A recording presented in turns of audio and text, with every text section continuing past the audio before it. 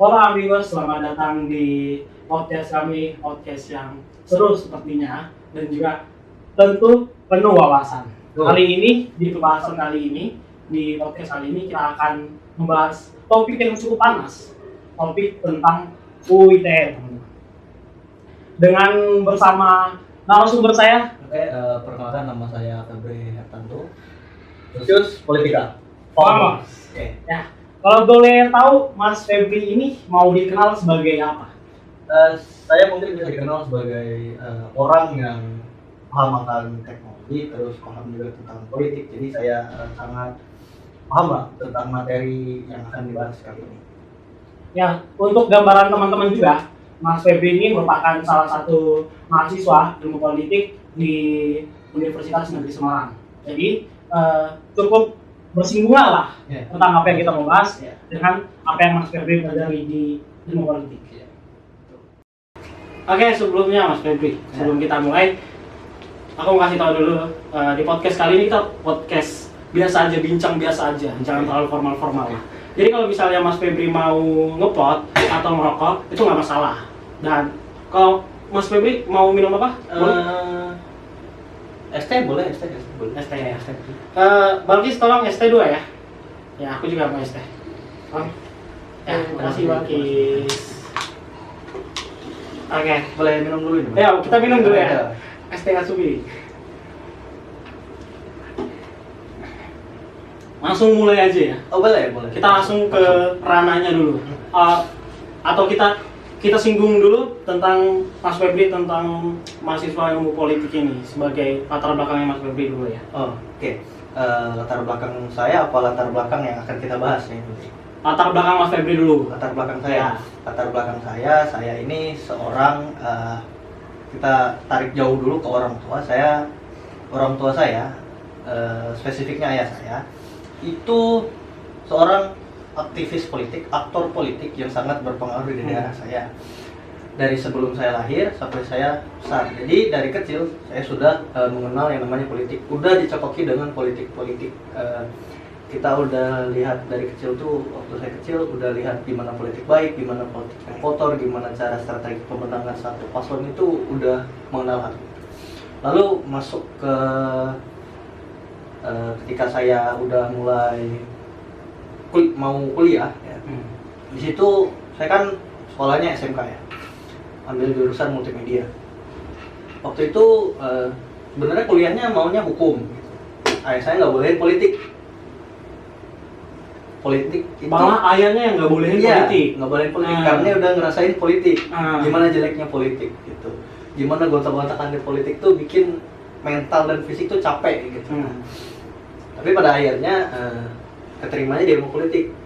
Awalnya dia belum legowo, Ya, belum menerima lah. Iya, belum menerima anak masuk politik. Aduh, masuk ke ranah yang sama nih gitu. Tapi setelah dijalani, karena udah ada ilmu sebelumnya, udah dapat pengalaman sebelumnya, jadinya kayak, ternyata politik nggak harus jelek gitu.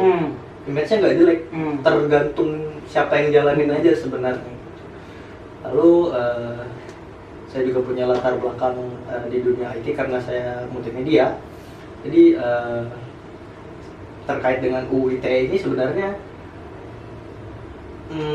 apa ya, plus minus lah gitu. Iya. Oke, mungkin itu sedikit background checking dari saya. Berarti dari Mas Febri sendiri udah ada pengalaman secara praktis di dunia politik Tuh. dan walaupun belum lulus ya Mas Febri ya, belum. karena kita masih semester 3, Iya, semester 3. adalah sedikit ilmu juga secara di politiknya. Iya, tuh. Jadi lengkap nih teman-teman, ada di praktisnya dan ada di ilmunya juga. Iya, tuh. Oke, kita masuk ke pertanyaan ini Mas. Oke, boleh. Tema yang pertama saya mau angkat ini, kita terkait pengalaman pribadinya Mas tentang kebebasan berekspresi. Nah, pertama nih Mas, apakah Mas Febri pernah merasa takut untuk menyampaikan sesuatu di media sosial karena khawatir dengan resiko hukum karena adanya UU ITE ini? Takut sih gimana ya jadinya? Kita ini kan negara demokratis ya.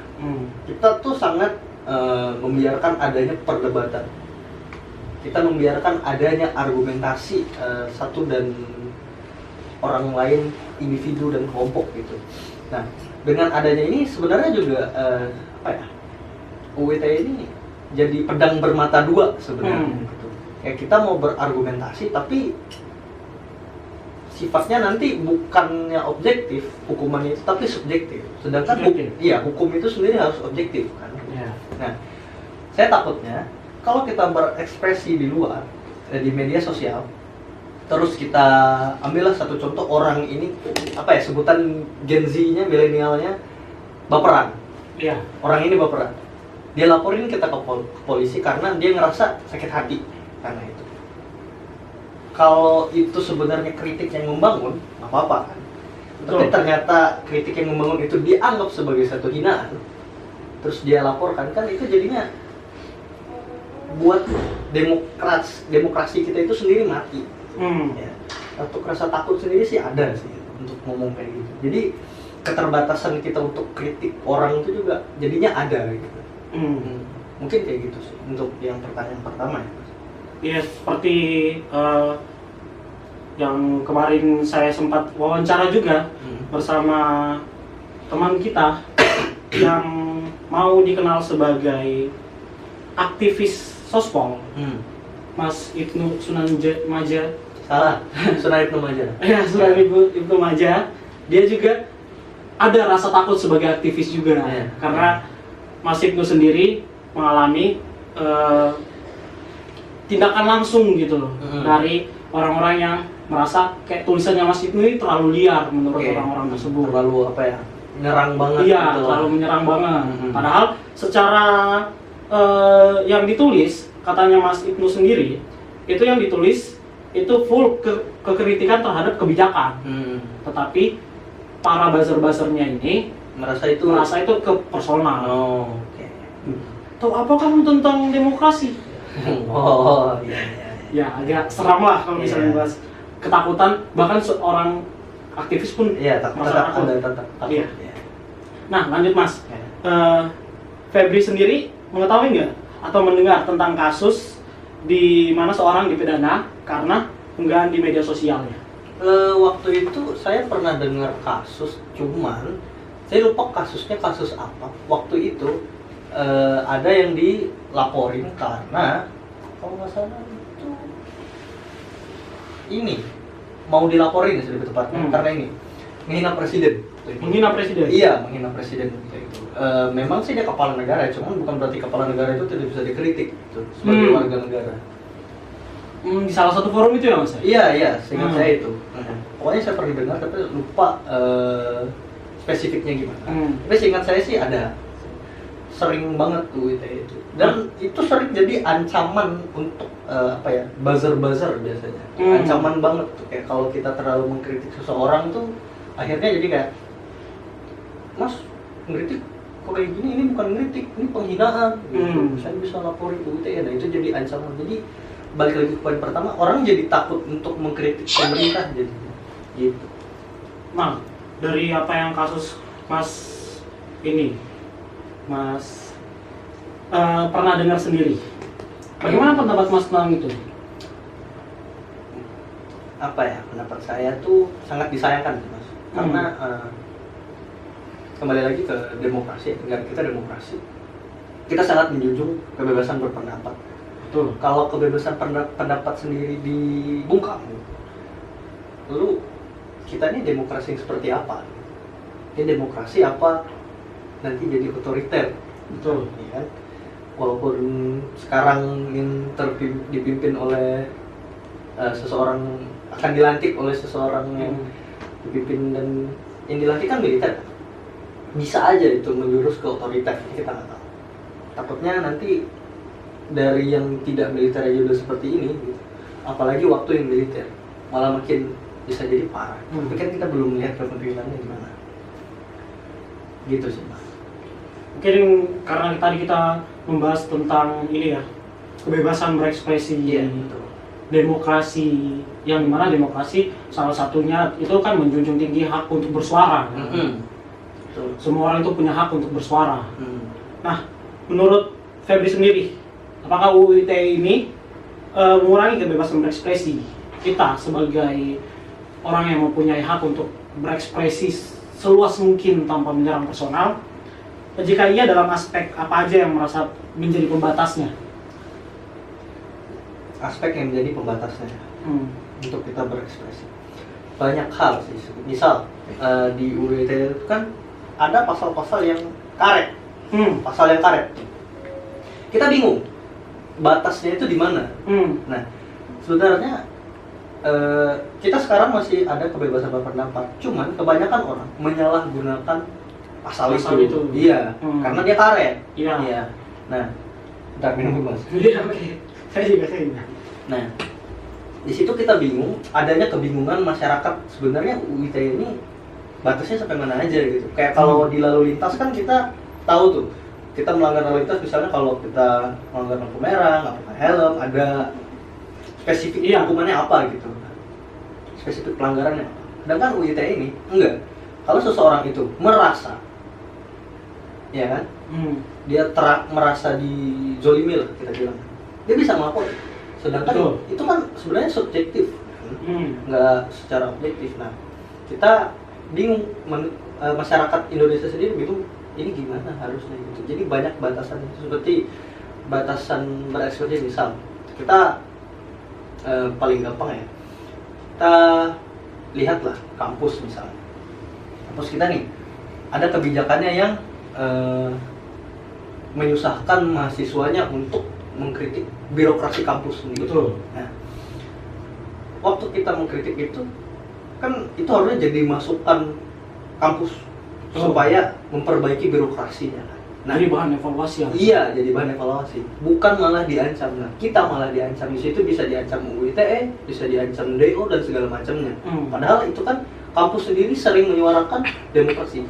Gitu. Tapi giliran kita demokrasi, mereka sendiri tuh apa ya?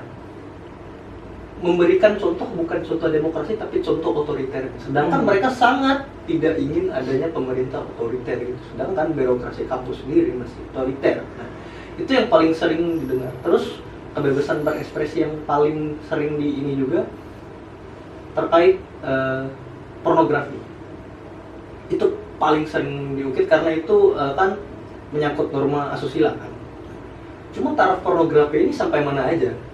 Apakah cukup dengan pakaian terbuka, pakaian ketat itu sudah dianggap pornografi? Karena kebanyakan pikiran orang kita, seksi sedikit pornografi, seksi sedikit pornografi, terbuka sedikit pornografi. Padahal kan nggak mesti gitu, bisa aja dia secara tidak sengaja atau memang ada kerjaan yang mengharuskan dia seperti itu. Nah, kita nggak tahu batasannya itu sampai mana aja. Bisa dibilang batasannya ini terlalu abstrak. Iya, abstrak. Iya, padahal hukum sendiri itu tidak boleh abstrak. Betul. Hukum tidak boleh abstrak. Pikiran manusia boleh abstrak, hukum tidak. Jadi teman-teman, sebagai landasan kita juga di sini, misalnya teman-teman membaca di pasal 27 ayat yang pertama, itu dikatakan melarang penyebaran informasi yang merugikan pihak lain. Iya. Tapi merugikan ini terlalu abstrak. Iya, Kayak tadi apa gitu. Iya. Kalau dia hak cipta kan oke lah. Oke lah. Hak cipta kan dilindungi gitu kan. Sedangkan ini nggak ada gitu, cuma merugikan pihak lain. Betul. Bisa saja saya memposting sesuatu yang secara informasi itu menyampaikan sesuatu yang tidak bersinggungan dengan Mas Febri, tapi karena Mas Febri merasa dirugikan, bisa saya kena dilapori. Jadi terlalu abstrak lah. Ya. Kalau juga itu dipakai gitu merugikan orang lain kan, polisi juga bisa kena itu. Kalau mereka nge-spill muka pencuri misalnya, atau nge-spill nama pelaku yang terpidana gitu kan, mereka juga merugikan orang lain dan itu bisa diserang balik sebenarnya kalau yang terpidananya punya uang dan bisa hire pengacara sebenarnya. Iya. Kan jadinya karet gitu. Karet banget. Bingung. Karet banget. Tidak ada kepastian dalam hukumnya. Iya, betul. Terus nih Mas, Mas sendiri merasa aman nggak ketika menyampaikan kritik terhadap pemerintah atau pejabat publik? Sejauh ini ya, Iya. beberapa kali saya ikut ayah saya untuk mengkritik pemerintah daerah saya. Betul. kita terlindungi sebenarnya karena ayah saya aktor politik sebelum pemimpin itu menjabat sebelumnya. Jadi nama dia udah dikenal. Waktu dia mengkritik, dia juga sedikit background ayah saya, dia juga wartawan LSM. Dia sering mengkritik pemerintah daerah kalau ngelakuin proyek, ngelakuin pembangunan infrastruktur segala macam itu yang nggak benar. Itu sering dia kritik. Nah, saya biasanya yang ikut di situ untuk video dan segala macam, ngetik dan segala macam. Nah, dia sering kritik. Kadang kita ngerasa nggak aman. Kadang karena apa ya? Dia kan pimpinan tertingginya. Bupati lah kita bilang. Bupati itu seorang pimpinan tertingginya. Nah, kalau sampai bupati ini apa namanya? memerintahkan bawahannya untuk membungkam kita, bisa. Karena itu di daerah, dan untuk sorotan publik sendiri kan di daerah itu kecil. Kecuali kota-kota besar, untuk di daerah itu kan sangat kecil ya. Bisa aja kita tiba-tiba entar ditangkap. Betul. Itu paling enak ditangkap dong. Bisa lebih dari itu kan kita nggak tahu. Nah, jadi kadang ada rasa tidak aman itu masih ada. Masih rasa tidak nyaman untuk mengkritik itu ada. Walaupun di daerah yang kecil ya. Walaupun ruang lingkupnya Mas Febri ini untuk mengkritik itu bukan secara nasional, teman-teman. Masih di daerah. Masih di daerah. Mengkritiknya di daerah yang mungkin teman-teman jarang juga mendengar ya. Kalau teman-teman tahu. Iya. Namanya? Kalau provinsinya Kalimantan Tengah, untuk kabupatennya sendiri itu Sukamara, itu ada di bagian barat Pulau Kalimantan, berbatasan langsung dengan Kalimantan Barat. Itu agak jarang didengar. Iya, jarang didengar. Siapa orang di Indonesia yang sering menggunakan sering ke kota Sukamara? Siapa coba? Selain Mas Febri sendiri. Kita lanjut ke tema selanjutnya, Mas. Iya. Lumayan ini tentang literasi digital Mas Febri dan pemahaman Mas Febri tentang UU ITE. Pertanyaan pertama nih, Mas. Seberapa baik Mas Febri memahami ketentuan UU ITE, dan apakah menurut Mas Febri ini informasi terkait aturan ini sudah cukup jelas dan mudah dipahami atau belum? Nah, atau misalnya kayak gimana ya, informasi-informasi dari pemerintah yang seharusnya menginformasikan terlebih dahulu kepada publik, apakah itu udah disampaikan dengan baik atau belum? Dan udah mudah dipahami? Kalau udah disampaikan, mudah dipahami nggak? Kalau mudah dipahami sih iya ya.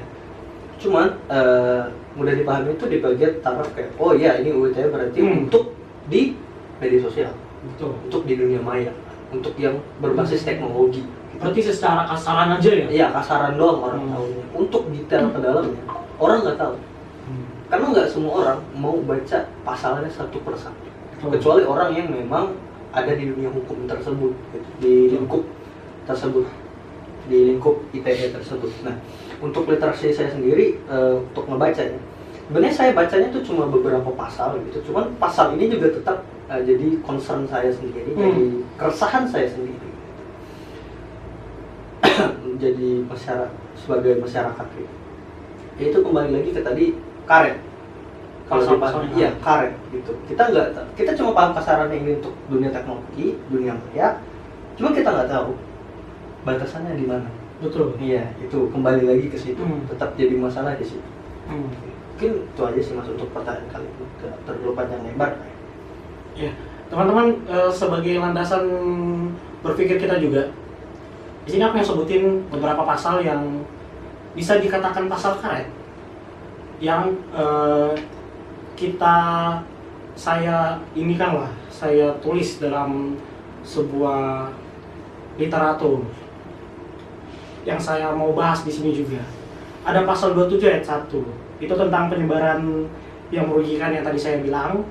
Terus masih pasal yang sama, tapi ayat yang ketiga yang mengatur tentang penghinaan atau pencemaran nama baik. Kritik terhadap tokoh publik atau kebijakan pemerintah yang sering diproses itu sebagai tindakan pidana. Karena definisi penghinaannya itu gak jelas, terlalu abstrak. Terus ada pasal 28 ayat 1 yang melanggar pemberitaan palsu, hoax lah, atau informasi yang menyesatkan. Nah, Tapi definisi berita palsunya ini terlalu abstrak juga. Sebenarnya dari ketiga pasal ini masih gimana ya? Rancu lah. Rancu. Iya, rancu, nggak bisa Tidak dapat diambil. dijelaskan dengan Iya. baik.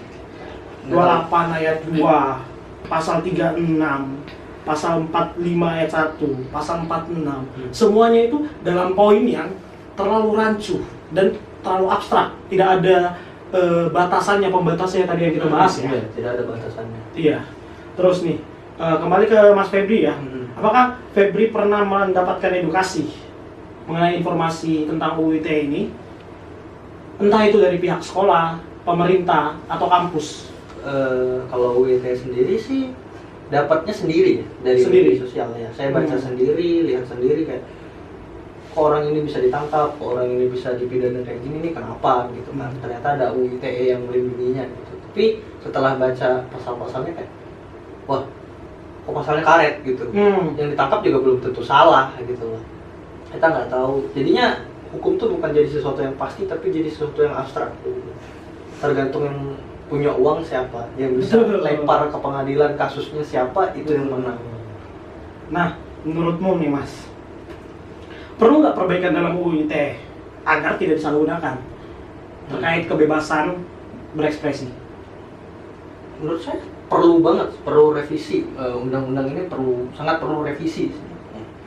Karena kalau nggak direvisi ya kasihan orang yang ingin mengkritik pemerintah, terutama aktivis-aktivis ya, aktivis-aktivis politik, aktor-aktor politik, bahkan partai oposisi kan. Kan kalau mereka perlu mengkritik pemerintah yang sekarang kan kasihan gitu, mereka nggak bisa ngomong secara gamblang gitu. Betul. Iya.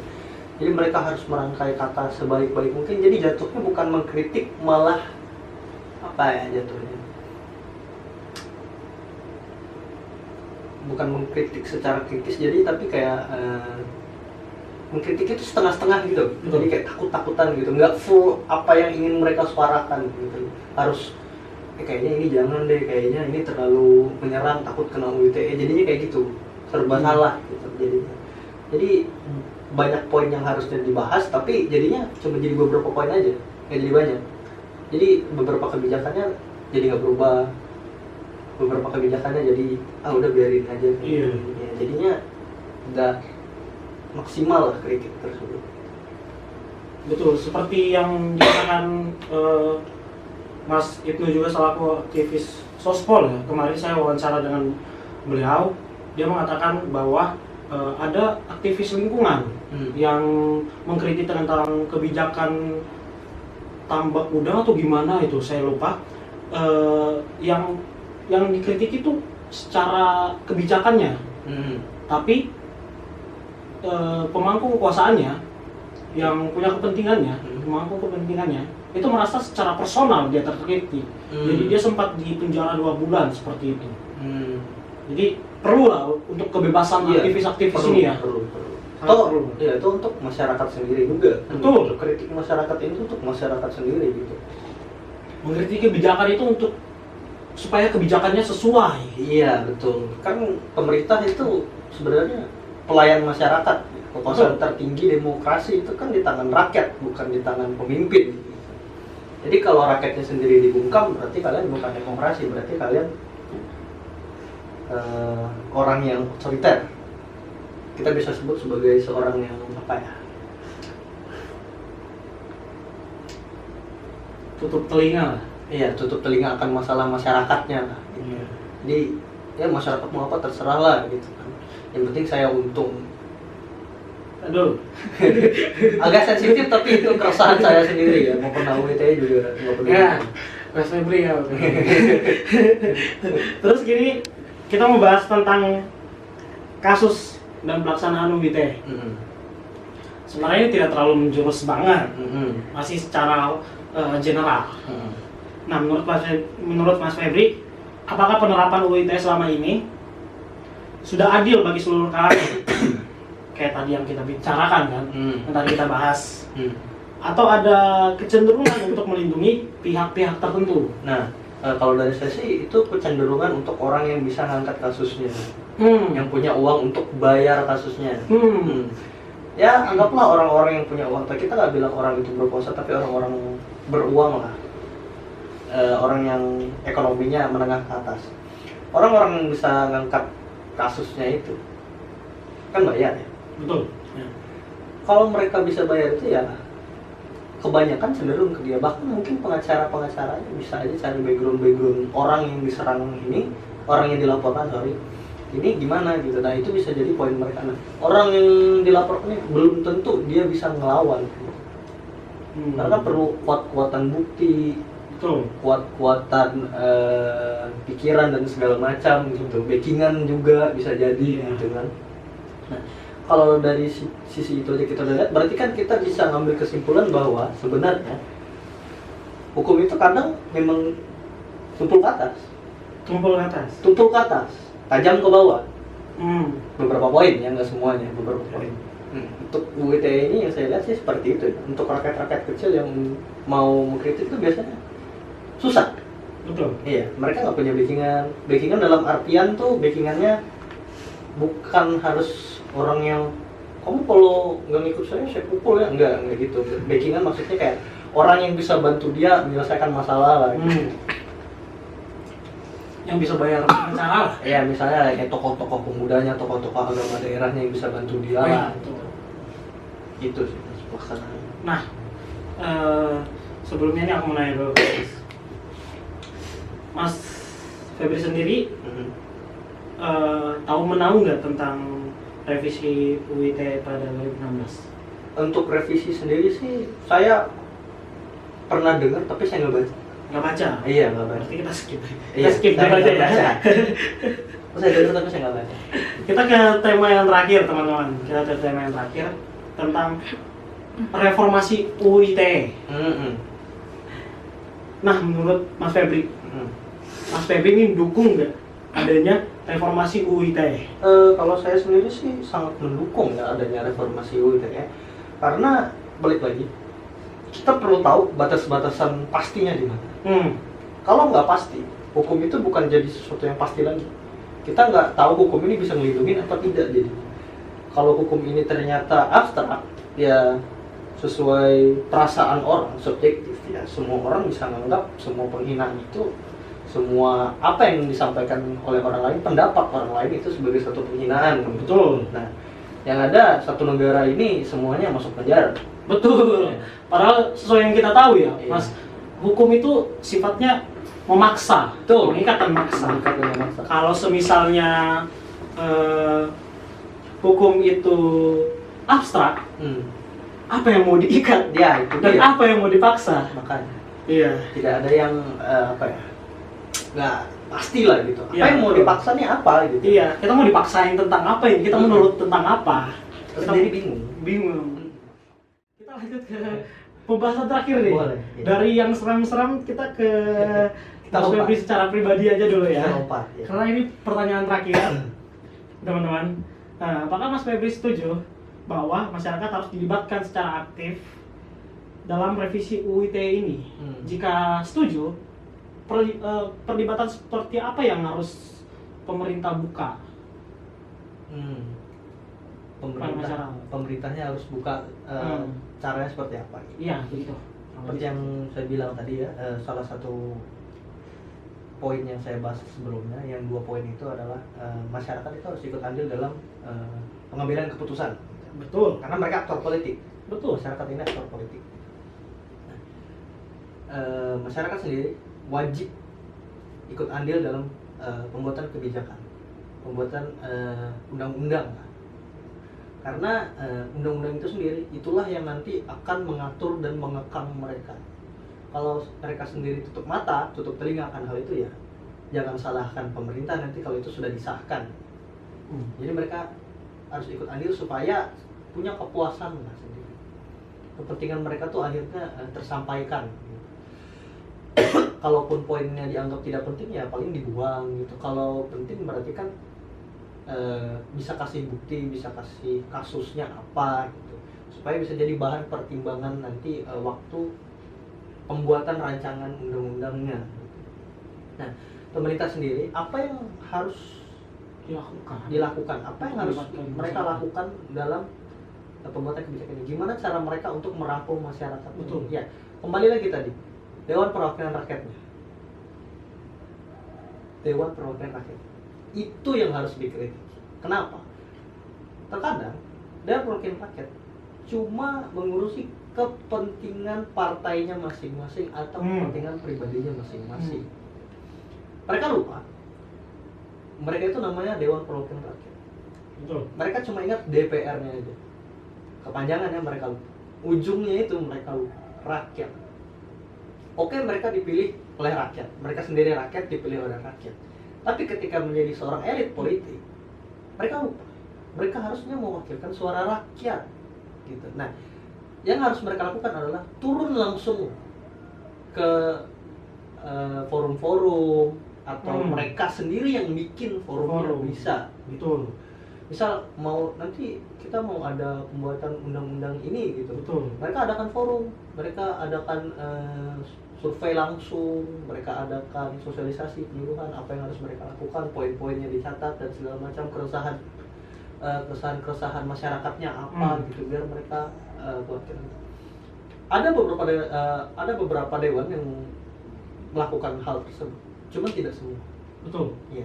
Bisa dibilang dewan yang melakukan disebut oknum. Iya. Karena terlalu sedikit. Terlalu sedikit, bisa dihitung jari lah. Iya. Orang seperti Betul. itu yang benar-benar memperdulikan dan memperjuangkan hak rakyatnya. Gitu. Kebanyakan rakyat kita sendiri juga mungkin efek samping politik yang udah jelek, pendidikan politiknya jelek bisa saya bilang seperti itu. Karena suara mereka bisa dibeli. 5 tahun masa kepemimpinan seorang dewan itu dibayarkan dengan hanya 300.000, 200.000, 300.000, bahkan mungkin cuma beras aja satu karung, sorry. Iya. Mau bilang satu karung yang 5 kilo bahkan. Yang 5 kilo, Bang. Itu yang 5. Agak murah banget. Murah kan? Gitu. Iya. Masa Sudah ada 100.000. daerah Anda selama 5 tahun cuma dibayarkan dengan beras 5 kilo tersebut. Beras dan minyak 1 liter biasanya. Cuma dibayarkan dengan hal itu. Kalian harusnya kalau mau milih, kalian harus kritiki dulu visi dan misi mereka apa. Program kerja yang akan mereka lakukan apa. Itu. Lalu setelah kalian lihat udah kritik ini pas nggak untuk daerah kalian? Budaya politik orang daerah kalian seperti apa? Orang daerah kalian mau diajak kerjasama atau enggak gitu, supaya komunikasi 2 arah antara aktor dan elit politiknya sendiri tetap berjalan gitu. Betul. Nah, jadi orang daerahnya harus aktif, dewannya juga aktif, harus sama-sama aktif untuk saling berkomunikasi satu sama lain supaya terjaminnya good governance. Dan dari apa yang Mas Febri juga sampaikan, teman-teman, disinilah yang menyebabkan tindakan-tindakan dari masyarakat sendiri yang menyebabkan banyaknya pemerintahan yang korup. Betul. Karena Masyarakatnya sendiri korup. Harus kayak, kalau saya mau milih Anda harus kasih apa ke saya. Betul. Bukan kebijakan apa yang Anda mau berikan kepada saya, tapi berapa nominalnya. Nah, dari kebiasaan-kebiasaan seperti itu yang menyebabkan tingkat biaya politik yang tinggi di Indonesia. Bisa sampai 2M, 3M. Bahkan teman-teman yang paham politik, teman-teman yang dari jurusan politik, mungkin kakak-kakak alumni dari UNES sendiri sangat susah untuk masuk ke dalam ranah politik. Iya, karena perlu biaya yang besar. Betul. Jadi yang masuk ke dalam ranah politik, entah itu legislatif atau eksekutif, itu orang-orang yang mempunyai uang, bukan orang yang mempunyai intelektual. Gak ada intelektual yang di dalamnya. Iya, betul. Jadi masalahnya juga dari masyarakatnya sendiri yang korup, budaya mereka yang udah korup. Betul. Dari mungkin dididik dari hal-hal yang kecil gitu, seperti ibu saya suruh saya ambil contoh saya. Ibu saya suruh saya beli gula 1 kilo, anggaplah 15.000 harganya. gue kasih uang 20.000, ada kembalian 5.000. Saya kasih saya kasih gulanya ke ibu saya, tapi 5.000-nya saya ambil. Hal-hal kecil seperti itu yang melahirkan namanya korupsi. Walaupun memang susah untuk Dihilangkan, dihilangkan, tersebut, ya. tapi kita sebagai masyarakat, apalagi kita di podcast ini, Iya. kita akan menyuarakan ke teman-teman untuk setidaknya mulai dari sekarang 5 tahun ke depan, jika ada pemilihan DPR, kepala daerah, DPR dan segala macamnya, ataupun presiden, kayaknya kurang ya kalau misalnya yang Paling seperti kecil itu. Kita ambil fokus paling kecil, ketua Fokus paling kelas. kecil. Ketua kelas. Kalian harus tahu ketua kelas kalian seperti apa, Iya. visi misi dia seperti apa, Iya. cara dia memimpin seperti apa. Terus orangnya itu vokal dalam menyuarakan pendapatnya atau tidak, orangnya ini rajin apa tidak, kan kalian harus memilih dari situ. Kebanyakan kalau saya lihat dari pengalaman saya sendiri ya, ketua kelas itu bukan seseorang yang bisa memimpin, bukan seseorang yang kompeten, bukan seseorang yang paham akan birokrasi sekolah itu sendiri. Tapi Orang yang ditumbalkan jadi ketua kelas. betul. Biasanya tuh orang-orang yang bandel. Orang-orang Betul. yang bandel tuh biasanya. Itu seperti contoh kasus SMA saya. Iya, kan? Saya sendiri di SMA. Di SMA, orang yang ditunjuk sebagai ketua kelas itu orang yang bukan paham tentang bagaimana cara memimpin yang baik, tapi bagaimana cara memimpin dengan rasa takut. Nah, Dia yang diseganin, dia yang abang-abangan lah Iya. bilangnya. Abang-abangan yang kalau dia bergerak sedikit pukul. pukul. Nah. Itu yang ditunjuk sebagai ketua kelas oleh guru, oleh wali kelas untuk membuat anak-anaknya yang di bawah ini Nurut. tunduk. Tuh. Nah. Tapi itu kan juga menunjukkan bahwa sikap otoriter itu tetap ada, bahkan dari ranah paling kecil Iya. dari sekolah. Nah, kebiasaan-kebiasaan seperti ini teman-teman yang membuat kita jadi terbiasa dibeli suaranya Tuh. dengan beras-beras yang tadi disampaikan, dengan uang 300.000 untuk kebijakan-kebijakan selanjutnya. Kebijakan yang mengekang Mengekang, kalian kan? seumur hidup. Iya.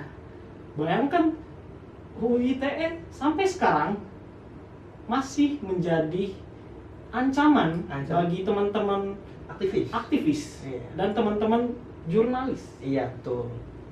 Jadi kita tidak terlalu, teman-teman aktivis dan jurnalis itu tidak bisa mengkritiki secara tajam. Iya. Bisa dilihat, bisa dihitung lah. Teman-teman yang aktivis dan gimana ya, pengamat politik Iya. yang tajam secara konsisten kepada kepemerintahannya. Terus tajam terus Bisa dihitung jari. Iya, bisa dihitung jari. Iya. Ya, siapa lagi kalau bukan Bung Rocky salah Iya, satunya. Rocky. Selalu menjadi oposisi. Selalu. Selalu menjadi oposisi. Itu saja. Jadi teman-teman yang dapat kita simpulkan dari pembahasan kali ini, kita selaku aktor politik, kita masyarakat selaku aktor politik tetap harus memperhatikan dan ikut andil dalam kebijakan-kebijakan yang diberikan oleh elit politik. Tuh. Karena kebijakan yang akan diberikan itu akan menjadi hukum, dan sifat dasar hukum adalah mengikat dan mengekang dan memaksa kita masyarakatnya untuk mengikuti hukum tersebut. Iya, betul. Dan ingat, kebijakan itu tidak berpengaruh cuma ke kalian, ke orang lain juga. Betul. Gitu. Orang lain yang tidak tahu menau bisa kena. Betul. Pikirkan tentang Pancasila Anda gitu kan. Iya. Jangan lupakan Pancasila itu. Semua itu dasarnya adalah Pancasila gitu. Jangan menjadi seseorang yang egois terpengaruh oleh budaya-budaya luar gitu. Jadilah seorang yang nasionalis. Jadilah seseorang yang Pancasilais gitu. Betul. Berpikir bukan cuma untuk sendiri, berpikirlah untuk kepentingan bersama, kepentingan banyak orang gitu. Karena kalian hidup di satu negara, bukan negara ini punya kakek kalian. Ingat dasar negara kita apa? Pancasila. Pancasila. Oke, segitu aja pembahasan kita mengenai UU ITE hari ini. Terima kasih teman-teman yang menonton. Terima kasih juga Mas Febri yang sudah menyampaikan suaranya dengan baik ya. Cukup mendalami lah tentang pemahaman dari materi ini. Juga terima kasih kepada special thanks for Mas Ibnu selaku aktivis Sospol. Ada Mas Virgi juga selaku mahasiswa politik, dan Mas Dedi Noval selaku mahasiswa teknik dari UNESA yang menyampaikan suara-suaranya untuk kita jadikan tulisan nanti dalam tugas kami. Terima kasih teman-teman, sampai jumpa di podcast selanjutnya. Bye-bye. Bye.